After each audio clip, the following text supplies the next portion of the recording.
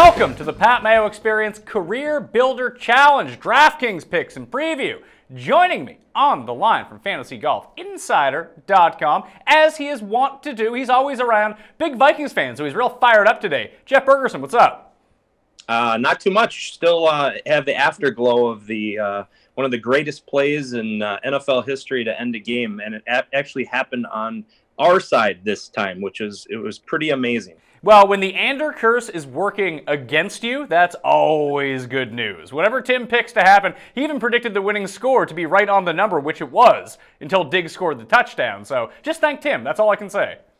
It was lovely. Now, if we can just get him to get on the Eagles, we might have a home Super Bowl. I can already tell you that we haven't done the show yet this week, and I haven't really talked to him. There's a 100% chance he's on the Eagles. That's beautiful. Yeah, just music to your ears, money to your ears, too. Do you have any Super Bowl tickets? I know Zach does. I do. Yeah, I have some Super Bowl tickets. So not a lot, because I've played this for 39 years, Pat. I've lived this nightmare that is the Vikings franchise. So hopefully this year will be different. Well, you can play, you can max out in DFS, and you can play all the golf lineups you want, or you can buy 6 Super Bowl tickets if you only need 2, and the Vikings get in the Super Bowl. It's cha-ching for you. That's right. So good luck with your Vikings, good luck with that, and let's hope we can get some good luck here with the Career Builder Challenge. I do want to let everyone know, please give the episode a like, rate the show. On the podcast versions, you can now get it on Spotify, TuneIn, iHeartRadio, along with the regular iTunes, Google Play, and Stitcher. So wherever it is, spread the word. Yeah, listen, we can all win together. That's something that would be very nice, and I do want to guide everyone over to FantasyNational.com. We got Tiger next week, so you might want to get in now and start doing your research so you can try to either bet for or bet against Tiger Woods. You're going to be at Torrey, aren't you? I am not, but most of Team FGI is going to be out there. Unfortunately, I have to stay home. I have some business to take care of, but 3 of our guys will be out there. So if other people are out there, hit those guys up. Tell them to buy you a drink or something on the course. Yeah, well, especially if we can cash big at Career Builder, then they'll have all the money in the world. And if the Vikings win, then, Zach's going to be going around with his $1 million bills with his Super Bowl ticket, so he's going to be fine. Again, though, FantasyNational.com, lineup generator, simulator, all the rolling stats you could ever possibly want, so go subscribe to that right now. And ditto for FantasyGolfInsider.com. Jeff, what are you guys offering right now in terms of tools? Because we know you're hardcore core, and the email that I get every week right before lock is just terrific. Good, thanks. I appreciate that. I try and give people the most up-to-date information possible regarding injuries, weather, things like that. Some game theory stuff. Last week we talked about ownership trends within the industry, and day to day, Monday through Wednesday, things change quite a bit in ownership. So we need to be on top of those things so we can kind of zig when everyone else is zagging and get ahead in GPPs. So you can check out my cheat sheet up on dkplaybook.com underneath the golf tab. You can find it on my Facebook page, Twitter. I'll be tweeting it out a bunch, and it'll be in this, whether it's the audio version or the video version. You can find it right in the description, along with my other columns and other videos and pods like I did with Feinberg. However, the game theory this week, I don't actually add in the ownership updates until Wednesday, until that kind of settles itself out. I don't want to do it once and then log in the next day and be like, oh yeah, now everyone's on this guy and everyone's moved off that guy. But in terms of this event, Career Builder Challenge, there's 3 courses in play. Every player gets 54 holes. So it brings the scrubs up a little bit if you can find the right birdie makers. Do you think this is a week where you need to go stars and scrubs because it's just easier to do it that way? Generally, I tend to favor a stars and scrubs lineup composition, but this week I like more of a balanced approach. I don't think it's going to be I think it is going to be a popular strategy by most, but I just like too many guys in that 8 and 9K range just as much as I like guys in the 10 and 11K range. So I'm going to be going with a more balanced approach because I can get 3 or even 4 guys from that middle range in a roster and just really stack it. And there aren't that many top guys in the world, really. It's not like we have a DJ event this week. Rahm is pretty much the only guy, I would say, just class of the world at this event. So I'm going to go more with a balanced approach this week. Do you think there's any merit into looking at each, look at the grouping. So if everyone's going to be playing together for 3 straight days, you're going to play 3 different courses. We usually talk about tee time draws and how you can stack those to avoid the wind. We can stack skills together. So generally speaking, like if you have Rahm and DJ in a tournament and Johnny Vegas is kicking down there too, you pair the 3 of them together. They generally correlate well. If one plays well, the 3 of them tend to play well. But for this week, do you look at specific courses, be like, hey, I'm going to take 6 guys that are starting at La Quinta, moving on. If they play the stadium course last, I know at least they're familiar. They get the Saturday round at the stadium course and then the Sunday round at the stadium course. Is that a stack that you would look into, or is that just overthinking it by way too much? You know, that's a very interesting thought, Pat. I was looking back just at the top 10 finishers from the last couple of years on these courses, just to see if it mattered where they started on. When, you know, the stadium course is a little bit more difficult than the Nicholas or La Quinta. Sure, but I've seen a lot of people talk about this week. They're like, oh, you don't want to take the guy who's playing at the hard tournament course. It did rank 30th of 50 in difficulty. It's not hard. It's just harder. It's just harder than the easier courses. You're exactly right. But, you know, of those top 10 guys each of the last 2 years, actually more guys started on the stadium course. 8 guys in the last 2 years started there who finished in the top 10. So, yeah, to start on what is the easier courses doesn't really work. But what I like to do is, in these type of events, is do some stacking based on the courses that they start on. I don't know exactly which one is going to be better, but the thing about it is, in golf, is there's no commonality from round to round. The weather is going to be different. Wind's going to be different on the different courses in the first few days.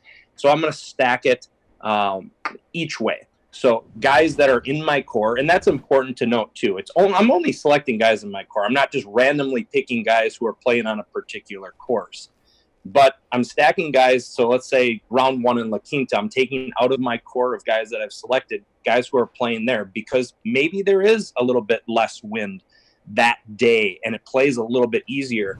GPPs are tough. We're just looking for a small edge, yet we're not compromising our players and our rosters because we're only choosing guys from our core. But I do like stacking because it could give us a slight edge in GPPs over other people by doing that.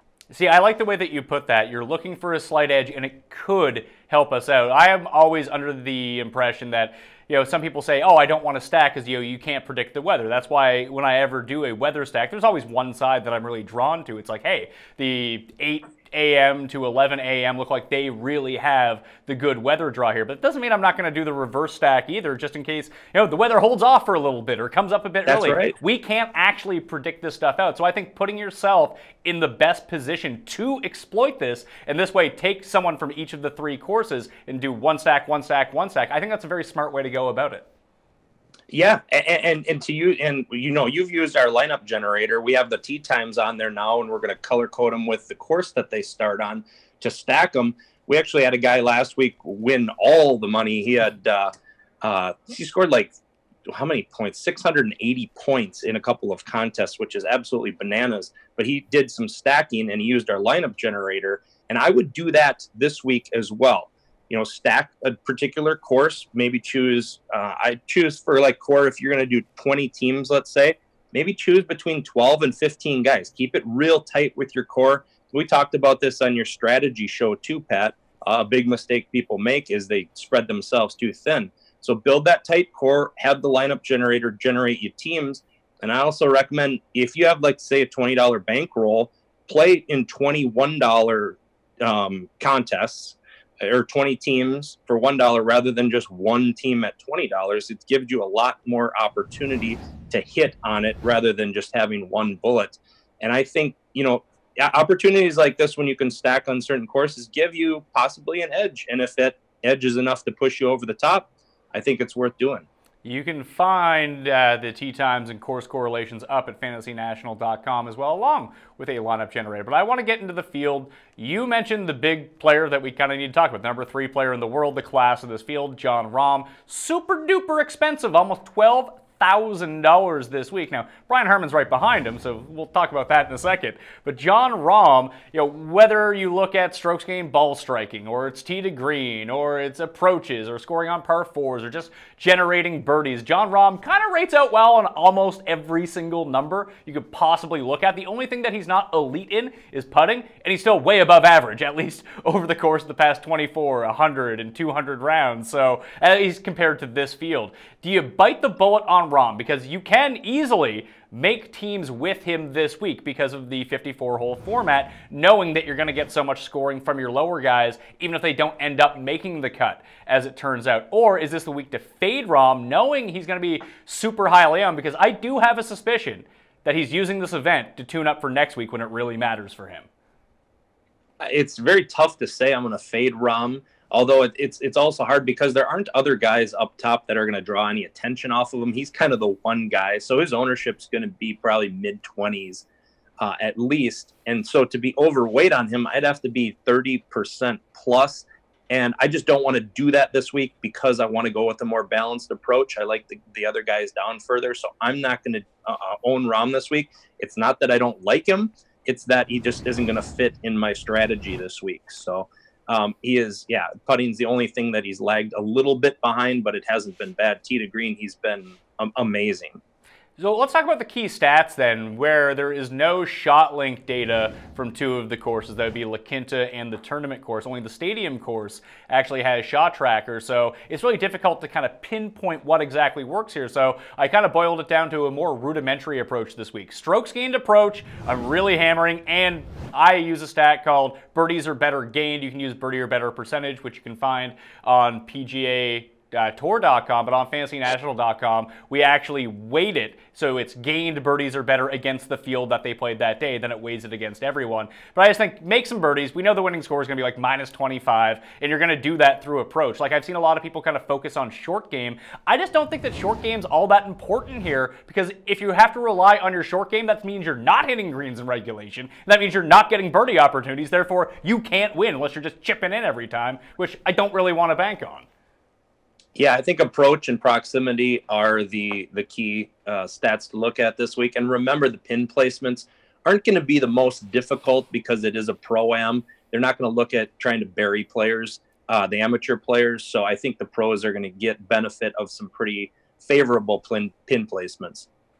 Is there anything like, are you focusing more on par 4 scoring over par 5 scoring, combining those together? Because I did find there's just a lot of short par 4s here. So I think that negates the one thing that Rahm really does better than almost everyone else in this field. It's not to say that a bomber can't win, but it does bring back some of the shorter hitters into the field when you're dealing with 24 par 4s that are less than 450 yards. Like, there's a ton of like 370-yard par 4s. I mean, I could get there and like have a decent iron shot in it. With these guys, they can get to their spot. So if they're comfortable with a 7-iron hitting it in, boom, they'll hit a 7-iron. If they're comfortable with a wedge, they'll get to wedge range and then stick it close. Like, I don't think that driving distance is the biggest thing. But although strokes gained off the tee, we see some shorter hitters. Like, I know Molinari's not in the field, but he was always the one that stuck out last year, that despite the fact that he doesn't drive the ball 320 yards, he did gain an immense amount of strokes off the tee just by getting the ball to where he wanted it every time. Yes, I think that's very true. And on the par 5s, there's going to be quite a bit of laying up too. They're not going to be going for it as much. So it's going to be all about position and an approach shot. So yes, I don't see an advantage that the Bombers have this week, unlike normal. All right, so after Rahm, we drop into this next little level with 3 guys, and Brian Harman is super expensive. I mean, he's the hottest player in the world right now who hasn't won, but he just keeps churning out quality result after quality result. Had a top 3 here at this location last year. He's almost priced right next to Rahm. He's sitting there at 11.5. Then you got Patrick Reed, a former winner of this event, at 11,100, and then you have Kevin Kisner at 10,400. I never liked Brian Harman, although I was on him at Tournament Champions, worked out pretty well. I used a little bit. I was underweight on him last week, and I probably could have used more, although he did falter towards the end. I have a suspicion that people are going to see Rahm's price right next to Brian Harman, and they're going to be like, give me all the Jon Rahm in the world. And I can't totally disagree with that, but I do feel like Brian Harman is going to end up being criminally underowned, and this is the course that suits him the best of all the ones that he's played at recently. He's been playing well recently, so I'm probably going to be overweight on Brian Harman here. Yeah, I had him in my core last week for the first time. Finally, I moved toward it, but I wasn't overweight enough on him last week. And I don't know why. He's been really solid. He's a perfect fit for this course, and we're going to get a break on ownership from Rahm this week. So he is in my core again this week, and I will be owning him. He'll be the only guy in those top 5 guys that I will own this week. All right, so you're going no Reed, you're going no Kisner. I'm never really a big Phil guy, but Phil is a big discount off the top 3 guys. And when I ran my model through FantasyNational.com, I mean, when we talk about making birdies, no one really makes more birdies than Phil does. He just happens to make, you know, a ton of triple bogeys as well, although this course isn't super difficult. So I'm not really too concerned that he's going to go out there and put like 2 8s on the scorecard at some point. He's familiar with the area. I know he's had an extended layoff, but, you know, Phil's going to come out and stick it to 5 feet if he can putt, and he's an excellent Bermuda putter as it goes along, like over the course of his career, and even recently, he really spikes in Bermuda putting numbers. I actually like Phil in terms of a DraftKings play. I'm not going to bet him outright, but I do think that he makes a lot of sense in a tournament where you need to go low and scoring's really going to matter. Yeah, it's fair. He likes the desert golf. I don't love the price. I don't like the layoff. I don't, and the stadium course does have some trouble on it. It's got some water. I think Phil can find a way to blow up a couple of holes. So I won't be on Phil this week. Okay, so let's talk about this range. You had previously mentioned the $8,000 and $9,000 range. It kicks off with Jason Duffner, who chipped it out of the rocks 2 years ago to defeat David Lingmerth in a playoff. Came back last season, ended up in the 30s. Then it drops down to Webb Simpson, Zach Johnson, Patton Kizzire, Cheston Hadley, and Brendan Steele. Out of those guys, I'm going to be on Webb, and I'm going to be on Cheston Hadley. Those are the 2 guys that I like from that $9,000 range. Do you differ from that? Like, are you going back to Kizzire coming off a win? Like, Zach Johnson, after 1 round, like, I was on him last week and just, I couldn't have been more pissed off with how he played on the weekend. Yeah, I'm not on Zach. Webb's my guy. He's been my guy just for the outlook of this whole entire season. His game is really clicking on all cylinders. I think we're going to see him win the PGA event this year. His putting has always been, well, at least for the past like 8 years, it's been really atrocious. And he used to be actually a pretty good putter when he first came on tour. He had the anchor putter. He did, yeah, and then he had to switch, and that threw him in a funk. But even with the anchor putter, he wasn't that good for a stretch there. He was really good to start his career. Now he's switched his approach, and it happened last year at TPC Sawgrass when he did that, and he's been absolutely killing it ever since, because if he can putt, his ball striking is elite in the world. And I think everything has kind of been tied together. We get him at a nice discount this week at $9,700. I do think he's going to be highly owned. Doesn't matter. I still like him a lot in this range. And I think Cheston Hadley is a little bit sneaky. You see those missed cuts at this event. I think we can kind of disregard that because he's clearly a different player now. People see he withdrew a couple events ago, but he was really good for a stretch this fall. So I think he's a decent GPP flyer in that range. Any love for, who was the other guy there? Jason Duffner, the former winner. He is Anderkirch this week, so that is never a great sign. But we talk about ball striking. His putting was fire at the Tournament of Champions. I wouldn't expect that to continue, but if he can knock in some of these 15-footers on a semi-consistent basis, like, he has the game to score enough to win here. We know that, but can he do it again? Yeah, I think so. It's funny how his price was $7,300 last week, and now instantly is $9,800. It's a huge price jump. I don't know if that's going to discourage people from owning him. I do like him, especially in this range if I'm stacking 2 or 3 guys in this range. So I will own him. He won here a couple of years ago, as you had mentioned. So I do like him in this range. You had also said Zach Johnson. I'm out on Zach Johnson. And Patton Kizzire I'm also out on. I just think it's too tough for him to rebound from his big emotional win last week. Gets that big price jump. So I will be out on Kizzire at 91 as well. Do you put any stock into the fact that when we look back at this tournament over the years, and this kind of proved itself last week too, where it's now 6 of the past 7 winners of the Sony had played in the Tournament of Champions the week before. 7 of the last 8 winners at CareerBuilder played at least one of the 2 tournaments in Hawaii. Would that throw you off someone who had yet to play this season? And would you solely focus on the Hawaii guys that at least showed up and got a few rounds in? I wouldn't necessarily eliminate a guy just based on that. I would just give bumps to people who have played in Hawaii because it has been such a long layoff for people who didn't play in Hawaii. You know, it's been maybe 2 full months or plus since the RSM, if they even played in that. So I would just give a bump to those who have played in Hawaii and haven't been sitting on the sidelines for a couple months. I'm willing to eat the chalk with Webb Simpson as well, and I'm going to be using him a ton on DraftKings. But Feinberg and I were talking on the betting show. Like, he's down to 18-1, and we've gotten into the situation before. Like, I missed on Chappell, I missed on Henley because I didn't like how their odds were so low compared to what they normally were, and I missed the boat, and I really could have jumped on. But even those guys, when they won, their odds were like 28-1. They were like 30-1. Webb is like, he was 18 yesterday. I've seen him down to 16-1 in some places. Like, I just don't see the value of betting on Webb at 16-1. Is that still something that you would go after, do you think? I did put an outright on Webb this week, although, yeah, I just didn't. The odds aren't good, like you mentioned, but I still like his chances so much because it'll allow me to hedge possibly if we get to that point, if he's in contention. So I just wanted some money on Webb this week. So, yeah, but I'm not thrilled with the odds. Speaking of eating the chalk, I'll do it with Webb Simpson and on DraftKings, and I'll do it with Chez Reavie as well. 17 consecutive cuts made. He has 6 top 20s in a row. He had 2 good performances in a row at this course. He seems like the perfect type of player to win at the CareerBuilder Challenge. He's not a big hitter, great with his irons. He can get his putter hot when necessary, although it was not hot last week whatsoever. He was the worst player in the field in terms of strokes gained putting of anyone who made the cut. I would expect that just to even rebound back to like normal. If he was around average, he would have been way higher on the leaderboard. He's just been so consistent, so hot with his irons. I know he's going to be popular, but I don't care. I'm going with Chez. Are you in or out? In. I'm in on Reavie. I like him a lot. I think he's just been playing very consistent. One of these times he's going to pop. And this field's kind of wide open for him to do that. They don't have the big guys at the top that are going to make it difficult for him. So I like both him and Steele at 8,900. And they're going to be, I'll own them probably each at about 30 to 40% of my core. Really? Why Brendan Steele? I haven't really heard Steele being talked up all that much. I know he has the great history here and coming off a nice performance in 2017 at this event, but he was a disaster at Tournament of Champions.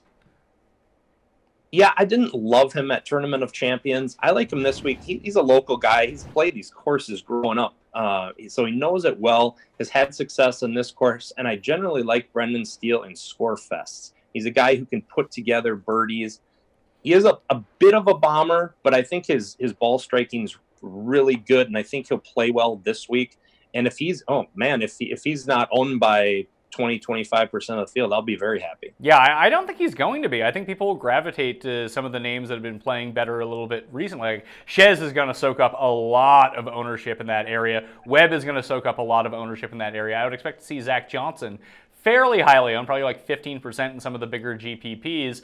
Although the course history here is disastrous. He's missed 3 consecutive cuts at this event. And I just see Steele as one of the guys who falls through the cracks. Like, I don't anticipate, and maybe I'm wrong, Brendan Steele having far more ownership than like Austin Cook. I think he'll have higher than Austin Cook. I think Reavie will take some off of him. And I think Bill Haas is going to get some owners just strictly because of his tournament history, right at 8,600. But I think Steele will be more than Cook, maybe a right around Reavie or a little bit less. See, even when I'm trying to project out the popularity of the players right now, and even just looking at it, like Reavie will probably be the highest owned of this bunch, and then I would think it's Knox, then Colley, then Haas, then Steele, or Cook right in that range. Like, I just think there are too many guys around him that it pushes his ownership way down. I really hope so, because I like Steele a lot. What about the other guys in the $8,000 area? I'm going to be using some of Bill Haas, so that's a place that I can go to with that. But I'll be using a little bit of Bud Colley. I worry that he hasn't played a tournament yet this season. Is there anyone else in the $8,000 range outside of Steele and Chez that you feel very strongly about? Well, Charles Howell III is at $8K, and I just think that's too low. I think he should be at $88 this week. Solid tournament history here, and I think he's been playing well. I like his chances, so I'll be loading up on him. I think you just lock him in on cash this week just because of the price, his consistency. But I also like him in GPPs this week. So I like him, and I also like, and I know you're high on JJ Spawn at 7,900. I like him as well. I like him to rebound from last week. He was a little bit off last week after playing really well. but I think this course sets up nice for the California guy. Yeah, J.J. Spaun still, even last week through his putting struggles and chipping struggles, did gain over 3 strokes off the tee over the course of the Sony, gained over 3 strokes with his approaches, so I think that's really good to look at. I like him at $7,900. I'm also going to continue to ride Chris Kirk, because I've seen Chris Kirk at an elite level, and I know he can win.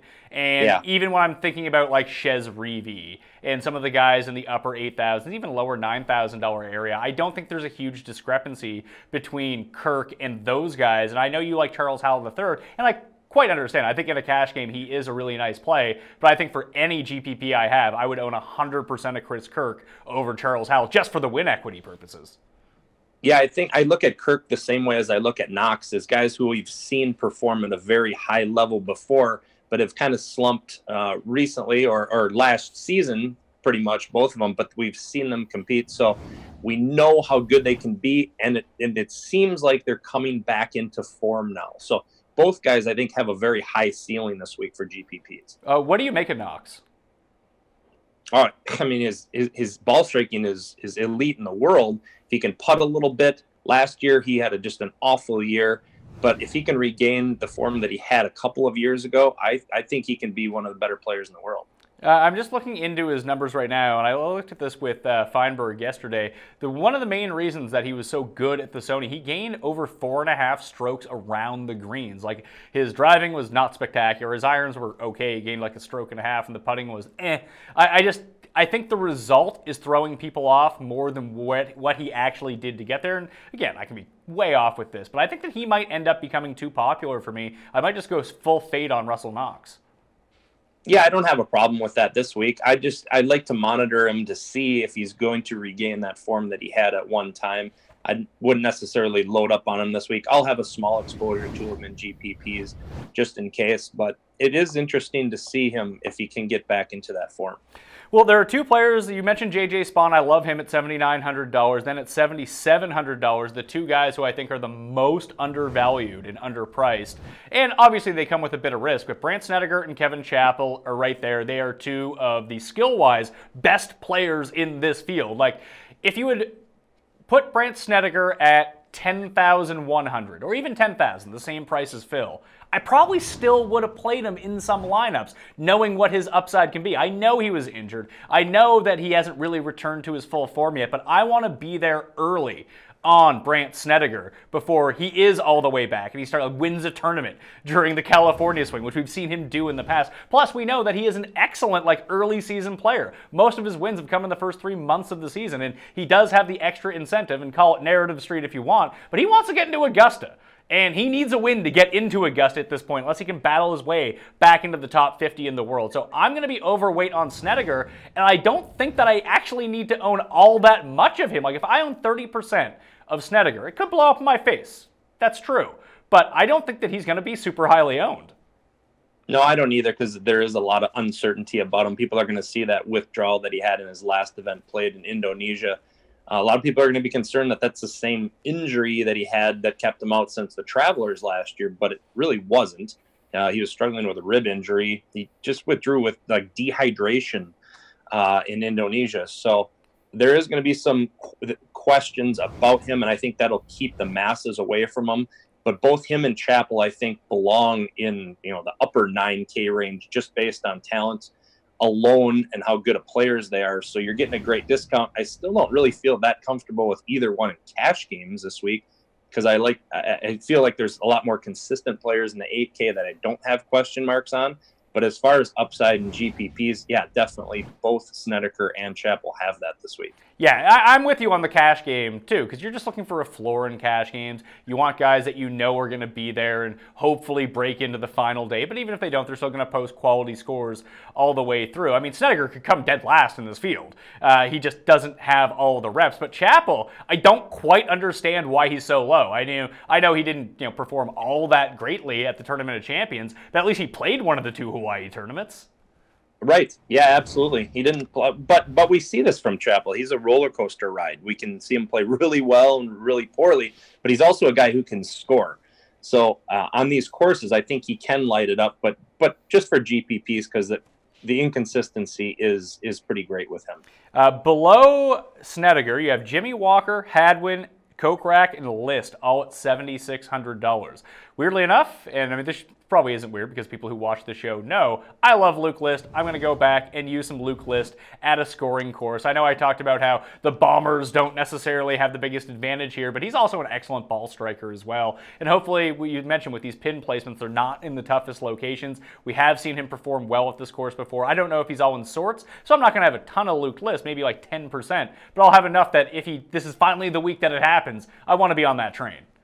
Yeah, I think so too. Definitely for GPPs. Dude can score. I didn't like him last week at Sony. I didn't think the course was a great fit for him. But this week is a lot different, and I do like his chances here. What do you make of like Hadwin? He shot the 59 at La Quinta last year. Kokrak, we know he can score. Jimmy Walker, who knows what the hell's going on with that guy, but I'm a pure fade on Jimmy Walker. That's a guy I'll be late on once he turns it around. I'm not just going to play him every week and have him shoot like +7 or something like that. Although his second round at Sony wasn't the biggest disaster. Hadwin looks out of sorts. Kokrak is kind of I'd rather List in that spot. Do you have any interest in those three? No, I don't. Adam Hadwin, people are going to see the 2 top 10s the last 2 years on this course, and I think it's a pretty good fit for him, but he just hasn't played well since early last year. So I'm out on Hadwin, and as well as Jimmy Walker. That Lyme's disease is a serious issue. I've talked to a couple of people who have it, and yes, Jimmy Walker might have a breakout event or something, but I don't think it's going to be for long stretches. Lyme's disease, just pops up unexpectedly. You don't know from day to day how you're going to feel going into a day. So I think just fading Jimmy Walker going forward indefinitely is probably what I'm going to be doing. I do like Kevin Streelman at 7,500. Yeah, boy. His stats really suck, though, Pat. When you look at it, but he's been in form. He's been really good and consistent, and I think the 7,500 is a very good price. Yeah, Streelman right now, over his past 50 rounds, he's 7th tee to green. He is 11th in strokes gained ball striking. He's 19th off the tee and 20th in approach. It just hasn't really manifested itself into one really good charge. But I did look back at last year's leaderboards, and I found it very interesting that the guys that popped at this course also popped at the Valspar. The one thing about Streelman, we know he can get hot, we know he can score on par 4s, and he is a former winner of Valspar. So I'm all in on Kevin Streelman here. I think he's a great play. Yeah, that's good. I didn't think of the Valspar comparison, but that's kind of interesting. Yeah, I think he can score, and I like him the most in this range, although I have to have some exposure to Lucas Glover at 7,500, and I know you're cringing as I say that right now because you hate Lucas Glover, but elite ball striker, if the pin placements are easy, putting becomes a little bit easier. We've seen ball strikers play well in this event before. I like him because he's one of the best in the world in that. I'll go to the guy at the same price that I like. If I'm going to fade Rahm at the top because of the price, I'll just discount John Rahm, as I talked about. Johnny Vegas is $7,500. He's won this event before, back when it was 5 rounds 7 years ago, but it was his first win on tour. I like him a lot here. I think he's a nice discount for a guy that we know can pile up birdies in bunches, and the stuff that he doesn't do well, short game, putting, I don't think is going to be the biggest factor this week. So along with Streelman, I like Vegas at that same price as well. Yeah, at 7,500, also a guy that no one's owned and no one talks about ever is great. Brian Stewart. Hey, Brian Stewart won me all the monies last week. He was great. Yeah, he has been really good. I mean, he's got 3 top 10s in his last 5 events played. According to our rolling stats, over his last 16 rounds, he ranks 7th in strokes gained putting, 12th in overall strokes gained over his last 16 rounds. So he's going to be sneaky. He's going to be owned by less than 10%, and I like him again this week. So beyond Vegas and Streelman, the other 3 guys in this area that I really like. One, there's no model I can run that doesn't love Ryan Armour. Right. It's just whether it's, hey, I want to look at who's the best on approaches. Oh, it's Ryan Armour. Who scores on these par 4s from this particular range? Oh, it's Ryan Armour. Who's just making overall the most birdies? Oh, it's Ryan Armour. So I got to use some Ryan Armour in my lineups, and I don't think that he's going to be exceptionally popular. It's not like he's playing poorly. He played well again last week. He's becoming very, very consistent. The other guy is Scott Piercy, who just tee to green has been lights out recently. It looks like he's over his injury. We know that at these birdie fests, Scott Piercy is one of the guys that can just pop up and just start dominating par 4s. So I think in cash games, I would have no problem playing Ryan Armour. I wouldn't use Piercy in cash, but I'll probably have equal amounts of both of them. I like both of their upsides here. I do too. Ryan Armour pops in our model. And what's great is he's right next to Martin Laird, who has a great tournament history here. And I don't like Party Marty, but I think he's going to command some ownership. And I think it's going to come off of Ryan Armour. Even the name value, more people know Martin Laird than they do Ryan Armour, or even Kevin Na at 7,400. But I would go toward Armour. And Piercy is an interesting play. I looked at him closely too. I think if we can get him, popping from tee to green, if he can putt a little bit, I think he should have a good week this week too. GPP exposure, I'm not going to go overboard on him, but I will have some. Yeah, even looking back at his past few tournaments here, like 5.3 strokes gained approach at the Sonys, 3.7 at the Shriners, 2 at Safeway, 1.1 at Travelers. Like, he's just been progressively getting better, coming off like he returned from injury and all of a sudden his iron game was back, and that was always his calling card. So I like that he's progressively getting better week to week to week. Like, he lost 4.5 strokes on the greens last week and still managed to come 25th. If he can normalize that a little bit, just lose a stroke, I think he's going to generate enough birdie opportunities that he's going to be a legitimate sleeper here. And I don't see him cracking 10% ownership. I feel like he's a 5% guy. I think so too. $7,300. Stuart Sink is right there. Does he have free space in a cash game now? Probably, yeah, at that price. I'm not a big Stuart Sink guy, and I won't own him in GPPs. I did own him last week in my core. I'm not sure yet if I'm going to own him in my core this week, but I think, yeah, for cash games, lock him in. Yeah, he's someone that I'm going with. I use him every week. I mean, he's made 6 of his last 7 cuts. He hits the most greens in regulation of almost anyone. His strokes game approach is off the charts. And, this is another course where his distance has fallen by the wayside over the years as he gets older, but this is a spot where it's not really going to affect him all that much. So I really like Stuart Sink at $7,300. And the other guys, once I drop down into this area, it's a 156-man field. So you think there'd be more like legit sleepers to pick and choose from like the sub $7,300 level, but there's not really. No. So the guys that I like Sink, I like Ryan Palmer, I like Sam Saunders at $6,600, and I like Ben Martin at $69. But I wouldn't use any of those 3 guys in a cash game. Maybe you could use Saunders, but I think you can construct a lineup that's a bit more balanced, that's just better. Totally agree. I would not even mess with the 6K range in cash games. For GPP flyers, I think there's a few interesting guys down here that could pop. Aaron Wise let us down last week, but it's going to be that way. He's going to be a roller coaster ride this year. Extreme talent, but I think I need to own a little bit of him every week for when he does pop. He feels a little bit about upside like Austin Cook. Austin Cook's a more polished player at this point in his career, but I think Wise has that upside where he could go out and put up the top 5 at some point. This could be the week, so I'll be on him. I like him at 6,800. John Hawes, a local guy who I owned last year, and he dumped on me. I just had a little bit of exposure, but I think he's a guy who's reasonable playing that 6K range as well. Yeah, I was looking at guys even from last week who ended up playing well, like the Gooch.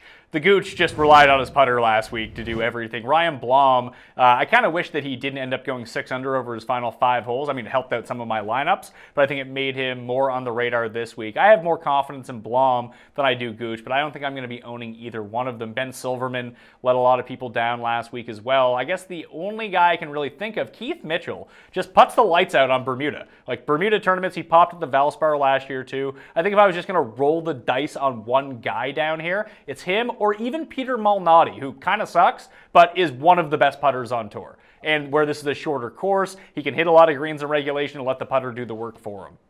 Yeah, I think those are reasonable guys that if their putter, gets hot or something. Nicholas Lindheim's another guy at 7,200 kind of fits that mold as well. Mr. Bermuda putting, Nicholas Lindheim. Right. Yeah, absolutely. So anyone, actually, I did want to talk about Aaron Wise for a second because I was big on him last week and he cost me all the monies because he was like my one guy who missed the cut. But he gained a bunch of strokes off the tee, which he does almost every single week. But like his irons were out of sort. He couldn't putt, couldn't chip. I worry about that here, that where if he can gain a ton of strokes off the tee, but I don't think it's going to be as impactful on these courses where, just put the ball in the middle of the fairway and be on your way, stick your irons. I worry that his irons aren't clicking, and that scares me. That's why I'm going to be off of him here. Off of them completely? Yeah, I think I'm going to wait till Riviera to get back on, or potentially even next week at Torrey, where bombers don't always win. But if Rahm's going to be a winner there in the past, Dustin kind of spikes at that course. We've seen Brandt Snedeker win, but that was with like 90-mile-per-hour winds. I think I would want to lean more bombers there. That's fair. So that's my take on Wise. Any final thoughts on the Career Builder Challenge this week? No, not really. Just looking forward to kind of more standard events like next week and moving forward. This is a little bit of a tricky one, but and I'm sure the coverage will be as infuriating as normal with pro-ams. But no, I hope everyone does well. Yeah, me too. All right, Jeff Bergerson. You can follow him on Twitter @FantasyGolfers, and you can become a subscriber of FantasyGolfInsider.com today. Jeff, once again, tell the peoples what they can get with a subscription to FantasyGolfInsider.com. Yeah, we have tons of tools to do all of your research in preparing each week. You mentioned the email that I sent out Wednesday night. We write articles specific to, we have the DraftKings article, we have weekend content, which we continue to kill most every week with our model and our articles. We look at GPPs specifically. That's what my article is based on. We look at cash games specifically. And I think it's important for people to identify what type of player they are. Are they playing cash games? Are they playing GPPs? What site are they playing on? And really identify where their niche is. And I think that's going to be your best bet to be successful. I'm Pat Mayo. You can follow me on Twitter @ThePME. Same with Facebook and Instagram. I do want to let everyone know to go sign up for FantasyNational.com right now. Get a weekly, monthly, or yearly pass. You get a lineup generator, the simulator, all the stats and customizable models that you could want, live ownership projections, which do change based on the number of people who are making lineups that week. It's everything that you need in one spot for your fantasy golf needs. Anyway, you can subscribe to the Pat Mayo Experience on the DraftKings YouTube page, the DK Live app, and for audio versions, like I mentioned, iTunes, Stitcher, Google Play, but also Spotify, iHeartRadio, and TuneIn. You can find the Pat Mayo Experience on all those platforms. Leave a review, give a like, spread the word. I'd appreciate it. Anyway, good luck at the Career Builder Challenge. I'll see you next time.